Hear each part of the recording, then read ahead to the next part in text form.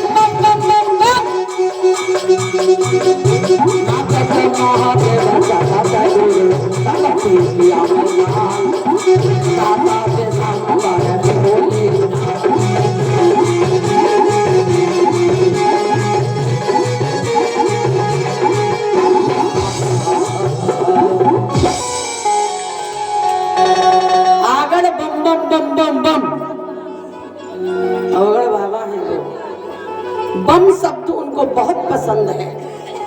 क्यों कि जब दक्ष का सिर काटा था और जब बकरे का सिर लगाया तो बकरे ने कहा बम, तो भोलेनाथ को बड़ा सुख मिला शब्द से, इसलिए बम बोलोगे तो भोलेनाथ को सुख मिलेगा, आनंद मिलेगा। बम बोले तो महाराज सृष्टि की रचना से पहले ब्रह्मा जी ने जोड़े का ध्यान किया। जोड़े का मतलब शिव और पार्वती का ध्यान किया, तब दो जोड़ा आए मनु शत्रुपा। तब मैथुनी क्रिया के द्वारा सृष्टि की रचना का आदेश दिया। भोलेनाथ ने अर्धनारीश्वर रूप धारण किया। बोलिए अर्धनारीश्वर महादेव की। एक तो यहाँ किया था अर्धनारीश्वर रूप धारण ब्रह्मा जी के सामने शिव जी ने। एक कब किया था, ये ध्यान से श्रवण करें। एक आपने श्रृंगी ऋषि का नाम सुना है? जिजमान की पत्नी धर्म पत्नी शकुंतला जी, ध्यान से सुने और प्रसाद छोड़ दें। बिल्कुल हम काट के बांट देंगे। बताओ प्रसाद लेके जाएंगे या कथा लेके जाएंगे? पर कथा तो प्रसाद छोड़। तो महाराज एक तो अर्धनारीश्वर रूप ब्रह्मा जी के सामने लिया और एक रूप और लिया था। कब? आपने श्रृंगी ऋषि का नाम सुना होगा, सुना? वो बड़े अभिमानी थे। वो शिव जी के अलावा किसी की पूजा नहीं करते, केवल शिव जी की। अभिमान ने अपनी शिव की भक्ति पर बड़ा अभिमान। तो एक बार वो शिव की पूजा कर रहे, शिव जी को उन्होंने वंदन किया, लेकिन पार्वती जी भी तो शिव जी की में ही बैठी रहती हैं, उनको न वंदन किया न पूजा की। कथा सुने, जब न वंदन किया पार्वती जी को न पूजा की, तब पार्वती जी खिसक के शिव जी के बगल में चिपक गई कि संग में तो पूजा है ही जाएगी जी, तो ना करे, नहीं कर रही है। तो श्रृंगी ऋषि बड़ा अभिमानी है, शिव की भक्ति के अलावा किसको मानता ही नहीं है। तो बगल में बैठ गई, एकदम चिपक के बैठ गए शिव जी के, बिल्कुल एकदम भिड़ गए। लेकिन फिर भी उन्होंने क्या किया, सर्प बनके रूप बदल लिया। श्रृंगी ऋषि ने सर्प बनके, और जब बीच में आ गए पार्वती जी को छोड़ दिया, सर्प बनके शिव जी की ही पूजा कर ले। बगल में बैठ गई तो बगल में तो सर्प तो निकल सके। कितनी गहरी चर्चा सुन रहे हो आप। जैसे तुम दोनों बगल में बैठे हो, बीच में तो सर्प निकल सकता है कि नहीं? ऐसे बीच में से श्रृंगी ऋषि सर्प बन गए और सर्प बन के बीच में से निकल के और पूजा कर ली शिव जी की। तुरंत दुर्गा को क्रोध आ गया, बोले ये नारी जाति का अपमान है, नारी का सम्मान नहीं, नारी के कोई। एकदम भोलेनाथ ने, जैसे दुर्गा ने कहा ये नारी जाति का अपमान है, तुरंत शंकर भगवान अर्धनारीश्वर रूप में आ गए। आधा अंग दुर्गा का, आधा अंग शिव जी का। बोलिए अर्धनारीश्वर महादेव की। अर्धनारीश्वर रूप में आए तो क्या किया श्रृंगी ने? इधर मत देखो आप, जय जवान महोदय।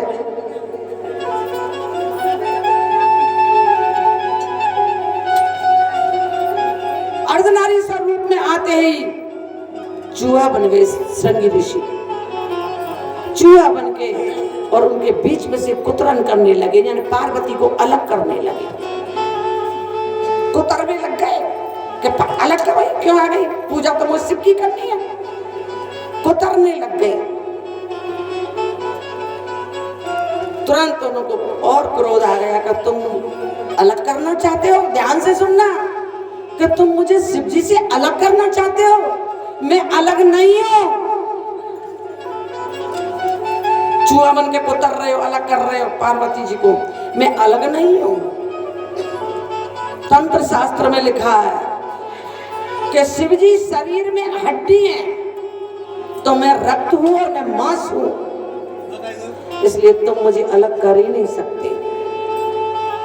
तुरंत दुर्गा ने रक्त और मांस को खींच लिया श्रृंगी ऋषि के शरीर से। दुर्गा की पूजा नहीं की ना, और अलग कर रहे कुतर, अलग कर रहे दुर्गा को कुतर के, चूहा बन के। श्रृंगी ऋषि चूहा बन के बीच में से कुतर के पार्वती जी ने अलग कर रहे हैं शिव जी से।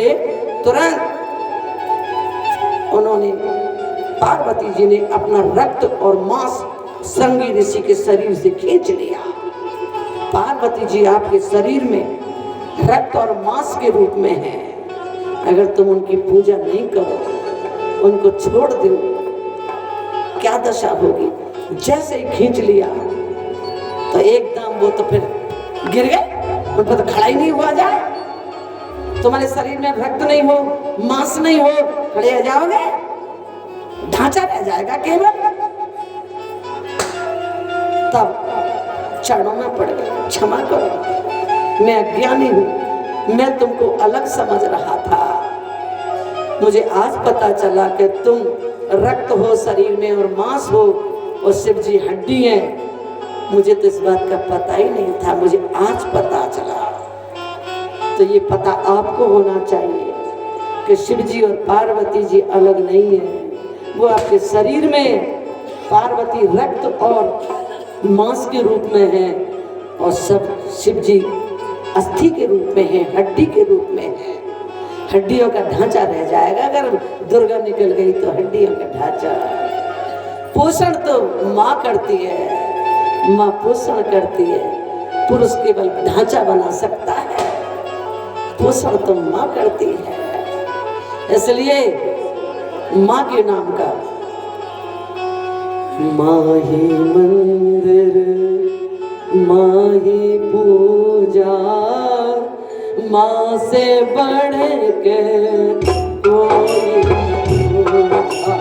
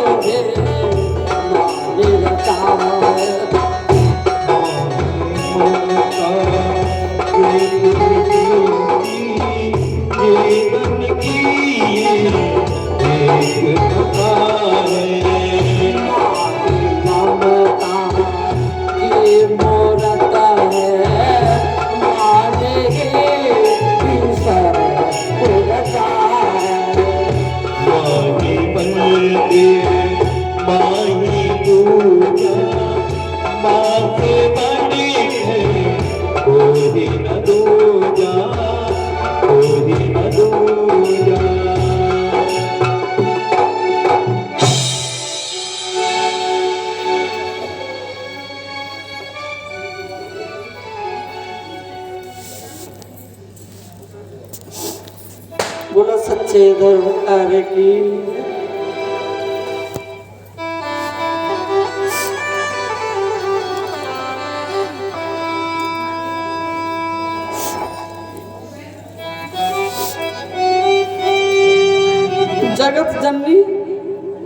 दंत शास्त्र में बार बार बता रहे हैं रक्त और मांस के रूप में है और शिव जी हड्डी के रूप में है। अगर रक्त मांस नहीं है तो ये हड्डियां क्या करेंगे, और हड्डी नहीं है तो रक्त मांस क्या करेगा। इसलिए स्त्री पुरुष का जोड़ा प्रेम से रहे तो गृहस्थ अच्छा चल जाता है। शिव पार्वती ऐसे हैं जैसे शरीर में हड्डी और रक्त मांस के बिना शरीर नहीं चलता, ऐसे दोनों मिले हुए हैं। ऐसे पति पत्नी मिलके रहे तो वो गृहस्थ कितना अच्छा होगा, जरा विचार करें। लेकिन जो शिव कथा श्रवण कर लेगा उसका परिवार ऐसे ही मिलके रहेगा। बोलो सांची दरबार की जय।